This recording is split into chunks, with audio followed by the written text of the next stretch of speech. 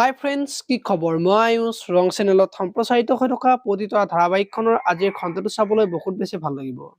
কিয়নো যোৱাটো খণ্ডত অনুই বেদক ইমান ৰাতিখন আপুনি ক'ৰ ভাড়া মাৰিলে বুলি বেদক সুধিছিল। আৰু বেদই তুমি সন্দেহ কৰিছা বুলি কোৱা সন্দেহ কৰা নাই মই জানিব খুজিছো।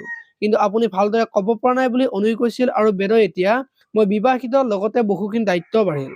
গতিকে মাজে মাজে ৰাতি অভাৰটাইম কৰিব লাগিব, তুমি মোক কলৈ গৈছা কি কৰিছে একো নুসুধিবা বুলি কোৱাত আপোনাৰ কথাত মোৰ বিশ্বাস আছে, কিন্তু ভয় লাগে এতিয়ালৈকে আপুনি বহু কথাই কোৱা নাই বুলি বেদক কোৱা দেখিবলৈ পাইছিল।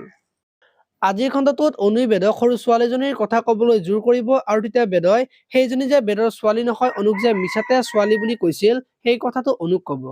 আৰু দেউতাকক ঘৰত ঘূৰাই আনিবলৈ কাৰণে যে তাইৰ পৰা দূৰত আছিল আৰু সেইজনী নিজৰ ছোৱালী বুলি কৈছিল, সেই সকলোবোৰ কথা অনুক আজি কোৱা দেখিবলৈ পাব। ইফালে আকৌ অনু আজি ৰত্নৰ ওচৰলৈ যাব আৰু বেদদা ইমান ৰাতি ক'ত ভাড়া মাৰিব যায় আপুনি গম পায় নেকি?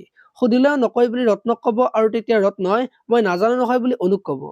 এতিয়া বোৰ ৰত্নই বেদক আগৰ কামবোৰ বাদ দিবলৈ ক'ব নেকি? দেখিবলৈ পাব আজিৰ খণ্ডটোত। আনফালে আকৌ কিংচুকা যি প্ৰজ্ঞাক এই সাপকেইডাল তোমাৰ বেগত ক'ৰ পৰা আহিল বুলি প্ৰজ্ঞাক সুধিব। এতিয়া বৰ প্ৰজ্ঞাৰ সকলোবোৰ কথা মাকৰ আগত ক'ব নেকি? দেখিবলৈ পাব আজিৰ খণ্ডটোত। আপোনালোকে পতিতা ধাৰাবাহিকখন চাই কেনেকুৱা পায় কমেন্ট কৰি জনাব। আৰু যদি আপোনালোকে এতিয়ালৈকে চেনেলটো ছাবস্ক্ৰাইব কৰা নাই তেতিয়াহ'লে চেনেলটো ছাবস্ক্ৰাইব কৰি ভিডিঅ'টোত এটা লাইক কৰি দিব। ধন্যবাদ।